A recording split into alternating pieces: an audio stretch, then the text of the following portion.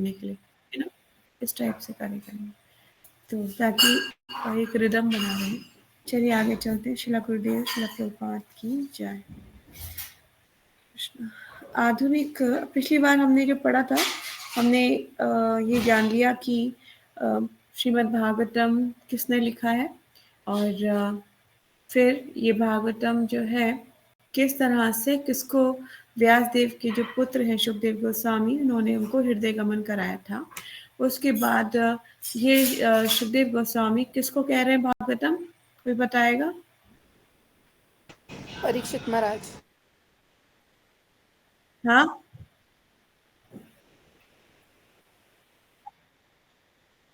हाँ, कहाँ पर? नैमिषारण्य वन। नहीं, नैमिषारण्य नहीं, गंगा के तट पर, गंगा के तट पर दे रहे हैं। ये नैमिषारण्य में तो जो सूत गोस्वामी जो हैं शैनक आदि ऋषियों को नैमिषारण्य में दे रहे हैं। ठीक है, तो कंफ्यूज नहीं होना है आप लोगों को। आगे चलते हैं। आधुनिक युग में भगवान श्री चैतन्य महाप्रभु ने व्यवहारिक निर्देशन द्वारा श्रीमद् भागवतम का प्रचार किया। श्री चैतन्य की अहेतु की कृपा के माध्यम से श्रीमद् भागवतम की कथाओं में प्रवेश कर पाना सुगम है। अतएव यहाँ पर उनके जीवन तथा उपदेशों से संबंधित एक संक्षिप्त परिचय दिया जा रहा है, जिससे पाठकों को श्रीमद् भागवतम की असली महत्व को समझने में सहायता मिल सके। ये अनिवार्य है कि किसी व्यक्ति भागवत से ही श्रीमद् भागवतम सीखा जाए। व्यक्ति भागवत वह है, आप ये जो मैंने पढ़ रही हूँ व्यक्ति भागवत क्या होता है, उसको आप इम्पोर्टेंट मार्क कर लीजिए और नोट्स बनानी है उसका, एनडी लिख दीजिए आगे, नोटिंग डाउन करना है आपको। व्यक्ति भागवत किसे कहते हैं? व्यक्ति भागवत वह है जिसका जीवन ही व्यवहारिक रूप से श्रीमद् भागवतम है, मतलब जो अपने जीवन को भागवतम के अनुसार चलाता है, दिस इज कॉल्ड द व्यक्ति भागवत। ठीक है, चूंकि श्री चैतन्य महाप्रभु परम ईश्वर हैं, अतः वे भगवान तथा व्यक्ति के रूप में एक ध्वनि के रूप में भागवत हैं। अतः श्रीमद् भागवतम तक पहुंचने की अनेक विधि विश्व भर के सभी लोगों के लिए व्यवहार योग्य है। यह उनकी इच्छा थी कि श्रीमद् भागवतम का उपदेश कार्य भारत में जन्मे लोगों के द्वारा विश्व के कोने कोने में किया जाए। श्रीमद् भागवतम सर्वोपरि ईश्वरीय व्यक्तित्व भगवान श्री कृष्ण का विज्ञान है, जिनके विषय में भगवद गीता से हमें प्रारंभिक जानकारी मिलती है। श्री चैतन्य महाप्रभु ने कहा है कि जो कोई भी कृष्ण विज्ञान श्रीमद् भागवतम तथा भगवद गीता में निपुण हो, वे कृष्ण विज्ञान का प्रामाणिक उपदेशक या शिक्षक हो सकता है। संसार की समस्त पीड़ित मानवता के कल्याण के लिए मानव समाज में कृष्ण विज्ञान की आवश्यकता है। सारे राष्ट्रों के नेताओं से हमारा यही अनुरोध है कि वे अपने ही कल्याण के लिए, समाज के कल्याण के लिए तथा विश्व भर के लोगों के लिए कल्याण के लिए इस कृष्ण विज्ञान को ग्रहण करें। श्रीमद् भागवतम के प्रचारक भगवान श्री चैतन्य के जीवन तथा उपदेशों का संक्षिप्त परिचय। यहाँ पे चैतन्य महाप्रभु के जीवन के उपदेश जो है उनका संक्षिप्त में परिचय दिया जा रहा है। ये थोड़ा सा लंबा रहेगा, लेकिन हम इसको पढ़ेंगे जरूर। ठीक है, चलिए आगे चलते हैं। ईश्वर प्रेम के महान दूत तथा पवित्र भगवत नाम के सामूहिक कीर्तन के प्रवर्तक भगवान चैतन्य महाप्रभु बंगाल प्रांत के नवद्वीप नगर के श्रीधाम मायापुर स्थान में फाल्गुन पूर्णिमा की संध्या को 1407 शकाब्द तदनुसार फरवरी 1486 ईस्वी में अवतरण हुए। चैतन्य महाप्रभु कौन से ईयर में अवतरण हुए थे, ये इस इम्पोर्टेंट है, हम इसको जो है नोट डाउन भी कर सकते हैं। चैतन्य महाप्रभु का जन्म हुआ था फरवरी में, ठीक है, फरवरी 1486 में। कहाँ पे? नवद्वीप में।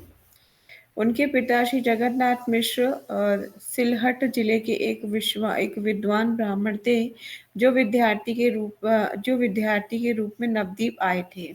क्योंकि उस समय नवद्वीप शिक्षा तथा संस्कृति का केंद्र माना जाता था, वे नवद्वीप के महान विद्वान श्री शील नीलांबर चक्रवर्ती की पुत्री श्रीमती सची देवी से विवाह करने के पश्चात गंगा नदी के तट पर निवास करने लगे। कहाँ निवास करने लगे? गंगा नदी के तट पर। आज भी जो योगपीठ है, योगपीठ से गंगा नदी की दूरी ज़्यादा नहीं है, और उस ज़माने में तो गंगा एकदम ही पास बहती होगी, तो इसीलिए कहने का मतलब एकदम पास होगी। श्री जगन्नाथ मिश्र को उनकी पत्नी श्रीमती सची देवी से कई पुत्रियां हुई, जिनमें से अधिकांश की मृत्यु कच्ची उम्र में हो गई। उनके दो पुत्र बचे रहे, जिनके नाम थे विश्वरूप और विश्वंभर। विश्वरूप चैतन्य महाप्रभु के बड़े भाई थे, और श्री चैतन्य महाप्रभु का नाम विशंभर था। ठीक है, उनके कई नाम थे, और जिन्हें उनके माता पिता का प्यार प्राप्त हो सका। विशंभर उनकी दसवीं तथा सबसे छोटी संतान थे। वे आगे चलकर निमाई पंडित के नाम से विख्यात हुए, और संन्यास आश्रम ग्रहण करने के बाद भगवान चैतन्य महाप्रभु कहलाए। ठीक है, ध्यान से सुनिएगा, महाप्रभु के बारे में पता होना चाहिए सबको। भगवान श्री चैतन्य महाप्रभु 48 वर्ष मतलब 48 वर्षों तक अपनी दिव्य लीलाओं को प्रदर्शित करने के बाद 1455 शकाब्द में पुरी में अंतर्ध्यान हो गए। वे अपने प्रथम 24 वर्षों तक विद्यार्थी तथा गृहस्थ के रूप में नवद्वीप में रहे। उनकी पहली पत्नी श्रीमती लक्ष्मी प्रिया थी, और उनकी मृत्यु अल्पायु में हो गई। जब वो अपने नगर से बाहर गए हुए थे। जब वे पूर्वी बंगाल से लौटकर आए तो उनकी माता ने दूसरा ब्याह करने का आग्रह किया, जिससे उन्होंने मान लिया। उनकी दूसरी पत्नी का नाम विष्णुप्रिया देवी था। पहली पत्नी का नाम क्या था उनकी? लक्ष्मी प्रिया। दूसरी का नाम था विष्णुप्रिया, जिन्हें आजीवन अपने स्वामी का वियोग सहना पड़ा, क्योंकि उन्होंने 24 वर्ष की आयु में संन्यास ग्रहण कर लिया। तब श्रीमती विष्णुप्रिया मुश्किल से 16 वर्ष की थी। ठीक है, तो विष्णुप्रिया उस टाइम पे कितने वर्ष की थी? 16 वर्ष की थी। ये सारी जानकारी ना आपको बहुत इम्पोर्टेंट है, इसके नोट्स आप बना सकते हो, क्योंकि जब हम नवद्वीप जाते हैं ना, तो महाप्रभु से रिलेटेड सब कुछ आपको वहाँ पे उनके मतलब एवरीथिंग, आपको उनका घर, उनका जहाँ पहला संकीर्तन हुआ, श्रीवास आंगन, एवरीथिंग आपको सब रिवील होता है, सब वहाँ पे बताया जाता है। ये महाप्रभु का बर्थ प्लेस है, एवरीथिंग। और विष्णुप्रिया का विग्रह भी दिखाया जाता है। लक्ष्मी प्रिया, विष्णुप्रिया के कई कई विग्रह भी हैं। ठीक है, आगे चलते हैं। संन्यास ग्रहण करने के बाद महाप्रभु ने अपनी माता श्रीमती शची देवी के आग्रह पर जगन्नाथपुरी को अपनी कर्मभूमि बना लिया। भगवान वहां पर 24 वर्ष तक रहे। इनमें से उन्होंने 6 वर्ष भारत, विशेष रूप से संपूर्ण दक्षिण भारत में श्रीमद् भागवतम का उपदेश देते हुए निरंतर भ्रमण करने में बिताए। भगवान चैतन्य न केवल श्रीमद् भागवतम का उपदेश दिया, अपितु भगवद गीता का भी अत्यंत व्यवहारिक ढंग से प्रचार किया। भगवद गीता में भगवान श्री कृष्ण को परम भगवान के रूप में अंकित किया गया है। दिव्य ज्ञान के इस महान ग्रंथ में उनका अंतिम उपदेश यह है कि मनुष्य को चाहिए कि वे समस्त धार्मिक कृत्यों की सारी विधियों को त्याग कर उन्हें भगवान श्री कृष्ण को ही एकमात्र पूजनीय स्वामी के रूप में स्वीकार करें। वो ये कह रहे हैं कि आप कुछ भी क्यों ना करते हो, पर आप इस चीज को स्वीकार कीजिए, Krishna is a supreme personality of God head. ठीक है, अल्टीमेट गोल भगवान ही है। गोल और इसी तरह से भगवान भी तो बोलते हैं ना, भगवत गीता में 18 चैप्टर में 66 नंबर श्लोकास में क्या बोलते हैं? सर्वधर्मान परित्यज्य मामेकम शरणम व्रज अहम त्वं सर्व पापेभ्यो मोक्षयिष्यामि मा शुचा। समस्त धर्मों का त्याग कर कहाँ आ जाओ? मेरी शरण में आ जाओ, मैं क्या करूंगा? तुम्हारा समस्त पापों से उद्धार कर दूंगा। ठीक है, तो भगवान की वाणी है। आगे चलते हैं। फिर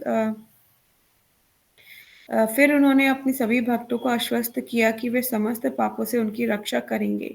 अतः उन्हें किसी किसी प्रचार की चिंता नहीं करनी किसी भी प्रकार की चिंता नहीं करनी चाहिए। दुर्भाग्यवश भगवान श्री कृष्ण के प्रत्यक्ष आदेश तथा भगवद गीता के उपदेशों के बावजूद अल्पज्ञानी लोग ब्रह्मवश उन्हें केवल एक महान ऐतिहासिक व्यक्ति मान लेते हैं। अतः वे अतः वे उन्हें आदि भगवान के रूप में स्वीकार नहीं कर सकते। ऐसे अल्पज्ञ लोग अनेक अभक्तों द्वारा गुमराह किए जाते हैं। इस प्रकार बड़े बड़े विद्वानों तक ने भगवद गीता के उपदेशों की गलत व्याख्याएं की। भगवान श्री कृष्ण के तिरोधान के बाद अनेक उद्भट विद्वानों ने भगवद गीता पर सैकड़ों टीकाएं की हैं। इनमें इनमें से प्रत्येक टीका खुद खुद प्रत्येक टीका खुद के कुछ स्वार्थ से प्रेरित है। भगवान श्री चैतन्य महाप्रभु साक्षात भगवान श्री कृष्ण हैं, किंतु इस बार वे जन सामान्य को तथा साथ ही धर्म विदों एवं दार्शनिकों को समस्त कारणों के कारण आदि भगवान श्री कृष्ण की दिव्य स्थिति के विषय में उपदेश देने के लिए एक महान भगवत भक्त के रूप में प्रकट हुए। उनके उपदेश का सार ये है कि वृक्षभूमि वृंदावन में व्रज के राजा नंद महाराज के पुत्र के रूप में प्रकट होने वाले भगवान श्री कृष्ण पूर्ण पुरुषोत्तम भगवान परमेश्वर हैं और सबों के द्वारा पूज्य हैं। वृंदावन धाम भगवान से अभिन्न है, क्योंकि भगवान के नाम, यश, रूप तथा उनकी आविर्भाव स्थली परम ज्ञान के रूप में भगवान से अभिन्न है। अतः वृंदावन धाम भगवान के समान ही पूजनीय है। भगवान की दिव्य पूजा का सर्वोच्च रूप व्रज भूमि की गोपिकाओं द्वारा प्रदर्शित भगवत प्रेम के रूप में प्रकट हुआ। भगवान श्री चैतन्य महाप्रभु इस विशुद्ध प्रक्रिया की संतुति पूजा की सर्वोत्तम विधि के रूप में इस प्रक्रिया की संतुति करते हैं। वे भगवान को समझने के लिए श्रीमद् भागवतम पुराण को निष्कलंक साहित्य मानते हैं और वे उपदेश देते हैं कि सारे मनुष्यों के जीवन का चरम लक्ष्य भगवत प्रेम को प्राप्त करना है। भगवान चैतन्य के अनेक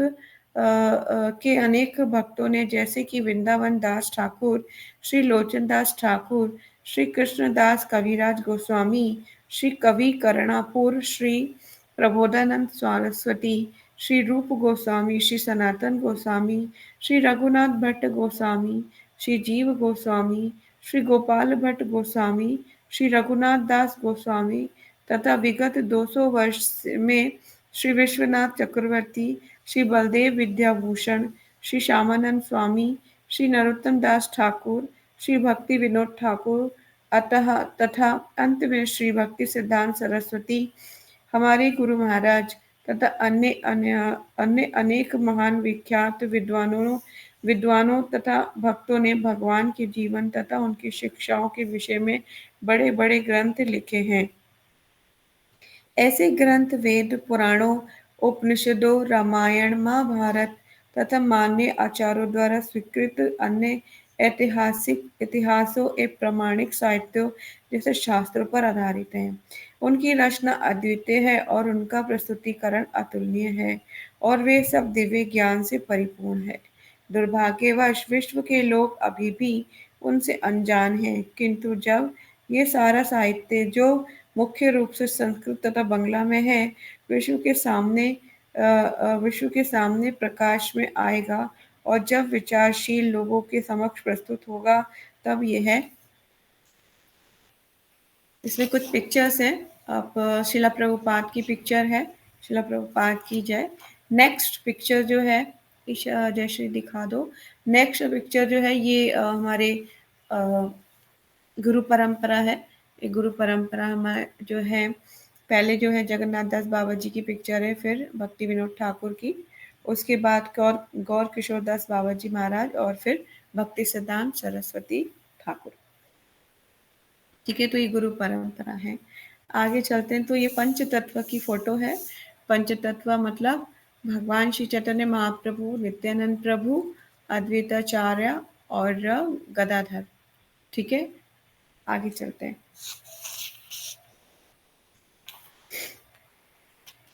फिर ये भगवान विष्णु हैं, और यहाँ पर इस पिक्चर के बारे में मैं पढ़ देती हूँ। हे प्रभु वासुदेव नंदन श्री कृष्ण, हे सर्वप्रिय पुरुषोत्तम भगवान, मैं आपको प्रणाम करता हूँ।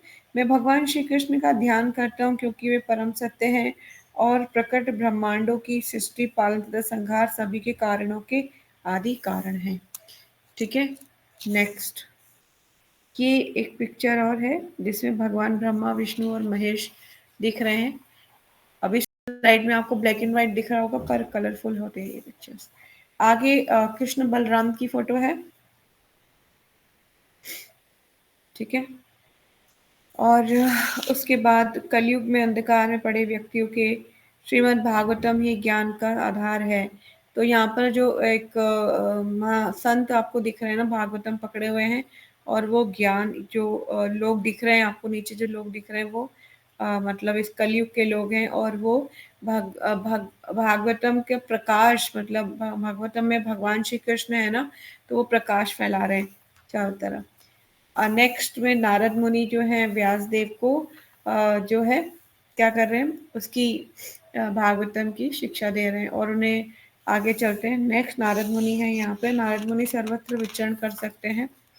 फिर भगवान श्री कृष्ण जो है अर्जुन की सहायता करने के लिए, जब उन्होंने देखा कि अर्जुन जो है जो है भीष्म पितामह उस पे उन पे वो कर रहे हैं, क्या कहते हैं, विष्णु पितामह तीरों की वर्षा कर रहे हैं काफ़ी सारी।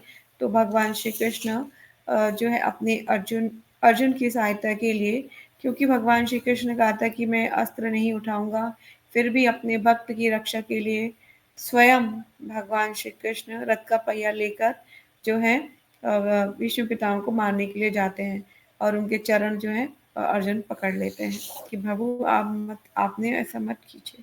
नेक्स्ट में जो है इसमें पिक्चर है जिसमें अपशगुन दिखते हैं।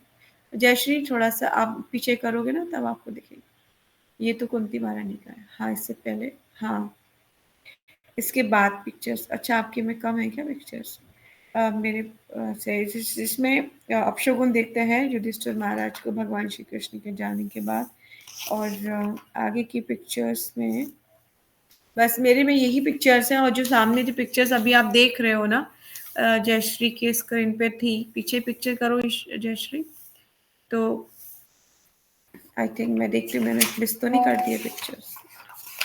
हाँ, मैंने मिस कर दिया, सॉरी, मैंने मिस कर दिया। इस पिक्चर में क्या होता है, भगवान श्री कृष्ण जो है परीक्षित महाराज की रक्षा करते हैं। ठीक है, अश्वत्थामा की, जैसे मैंने पहले कल बताया था, अश्वत्थामा ने ब्रह्मास्त्र छोड़ा था, तो उत्तरा के गर्भ में परीक्षित महाराज थे, तो उनकी रक्षा करने के लिए उनके गर्भ में जो है भगवान जाके उनकी ब्रह्मास्त्र से रक्षा करते हैं। कुंती महारानी प्रेयर करती हैं कि भगवान मत जाइए आप, और भगवान से वो बहुत सारी प्रेयर करती हैं, भगवान आप मुझे दुख दीजिए, क्योंकि दुख होते हैं तो मैं आपको याद करती हूँ, आपने हमें क्या क्या नहीं किया, आपने हमारे लिए हमें लक्षागृह से बचाया, और आपने पांडवों की रक्षा करी, सब कुछ बहुत सुंदर प्रेयर करती हैं। कमल नयन बोलती हैं, है ना, बहुत भगवान को बहुत सुंदर प्रेयर से हम 8 नंबर चैप्टर्स में पढ़ेंगे इसमें। ठीक है, आगे चलते हैं। ये मैंने अभी थोड़ी देर पहले बताया आप लोगों को। भगवान श्री कृष्ण आगे चलते हैं। ये अपशगुन कुछ दिख रहे हैं भगवान इधर युधिष्ठिर महाराज को भगवान श्री कृष्ण जब यहाँ से पलायन कर जाते हैं। तो फिर जो है आगे ये सारा महाभारत का युद्ध का कौरव है, और युधिष्ठिर महाराज हैं ये। तो ये युधिष्ठिर महाराज हैं जो अपने आत्म साक्षात्कार के लिए चले जाते हैं। और लास्ट जो पिक्चर है ये परीक्षित महाराज हैं जो क्या करते हैं, एक मरे हुए सांप को और एक ऋषि के गले में डाल देते हैं। श्रमिक ऋषि नाम था इनका, श्रमिक ऋषि। ठीक है, तो इनके गले में मरा हुआ सांप डाल देते हैं, क्योंकि वो पानी मांग रहे होते हैं और ऋषि चुपचाप बैठे हुए होते हैं, वो कोई रिप्लाई नहीं करते, तो परीक्षित महाराज को गुस्सा आ जाता है, तो वो सांप उठा के शमिक ऋषि के गले में डाल देते हैं। ठीक है, तो आगे चलते हैं, हमने जहाँ से छोड़ा था भूमिका में कंटिन्यू करते हैं। ये पिक्चर्स इसलिए मैंने आपको दिखाई ताकि आपको भागवतम का कि अब आगे क्या-क्या आने वाला है उसका एक रिदम बन सके। तो हमने जो पीछे की लाइन हम पढ़ रहे थे उसमें ये पढ़ रहे थे, जब विचारशील लोगों के समक्ष प्रस्तुत होगा क्या भागवतम, तब यह रुगुण संसार भारत के गौरव तथा प्रेम संदेश से अपलावित हो उठेगा, जो आचार्यों की गुरु शिष्य परंपरा से स्वीकृत न होने वाली विश्व भ्रमक विधियों द्वारा शांति तथा संपन्नता की खोज के व्यर्थ प्रयास में संकलन है। यदि भगवान चैतन्य महाप्रभु के जीवन तथा उपदेशों के इस संक्षिप्त वर्णन के पाठक तथा शील वृंदावन दास ठाकुर कृत चैतन्य भागवत तथा शीला कृष्णदास कविराज द्वारा कृत श्री चैतन्य चैतामृत नामक पुस्तकें पढ़ोगे तो पढ़ेंगे तो उन्हें काफी लाभ पहुंचेगा। यहाँ तक कि भगवान चैतन्य के बाल्यकाल का संबंध है, उसका अत्यंत मनोहारी वर्णन श्री चैतन्य भागवत कहाँ दिया गया है? श्री चैतन्य भागवत के रचयिता ने किया है। जहाँ तक कि उनकी शिक्षाओं का संबंध है, श्री चैतन्य चैतामृत में भली-भांति व्याख्यात हैं। अब वे अंग्रेजी भाषा भाषी जनता के लिए हमारे द्वारा लिखित टीचिंग्स ऑफ लॉर्ड चैतन्य, ये मैंने बुक्स आपको पहले ही बोला था पढ़ने के लिए, आई थिंक सबने पढ़ लिया है यहाँ पर। टीचिंग्स ऑफ लॉर्ड शिक्षा अमृत, चैतन्य महाप्रभु का शिक्षा अमृत के रूप में उपलब्ध है। ठीक है, तो आज हम इतना ही पढ़ेंगे। कोई क्वेश्चन, कोई डाउट आप लोगों का? जय श्री श्याम।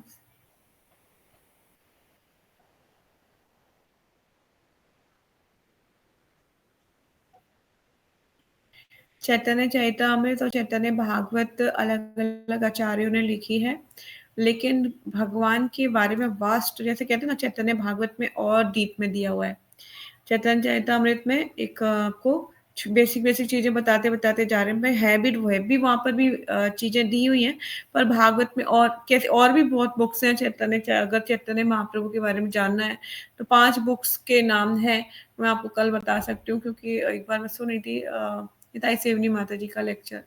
तो और भी बुक्स हैं, चैतन्य भागवत है, चैतन्य शिक्षामृत है, और चैतन्य चैतामृत है, और बहुत सारी बुक्स, 5 बुक्स बताई थी उन्होंने कि आप महाप्रभु के बारे में और जान सकते हो उन बुक्स में, और मतलब डिटेलिंग में और डिटेल में जाके। तो इसी तरह से ये बुक्स आगे जैसे कि फॉर एग्जाम्पल कि अगर आपने सीसी पढ़ लिया, चैतन्य चैतामृत पढ़ लिया है, तो आपको फिर चैतन्य भागवत पढ़ना चाहिए। फिर चैतन्य भागवत पढ़ लिया तो फिर और भी बुक्स हैं चैतन्य चैतामृत, चैतन्य महाप्रभु के ऊपर। मुझे बाकी का नाम याद नहीं आ रहा, पर अभी ये 2 बुक्स जो हैं बहुत अच्छी है बुक्स हैं, पढ़ना चाहिए आगे। तो जैसे ही कंप्लीट हो जाएगा, just reading this next book, क्योंकि सिलेबस कंप्लीट कीजिए, बहुत अच्छा रहता है। मतलब क्या होता है, स्टेप बाय स्टेप आगे बढ़ना चाहिए, है ना? तो जैसे हमारे सीनियर्स, हमारे मेंटर बताते हैं, उसको वैसे पालन करना चाहिए। एनी क्वेश्चन और मोर? No question, okay. तो भागवतम में अभी हम आगे बढ़ रहे हैं। जो चीज़ मैं चाहती हूँ कि एक स्मॉल सी चीज़ें जो हैं आप नोट करके रखिए कि भागवतम को किसने कहा है, और भागवतम को व्यासदेव ने उनके पुत्र सुखदेव गोस्वामी को हृदय गमन कराया था, जैसे मैंने अभी बोला था।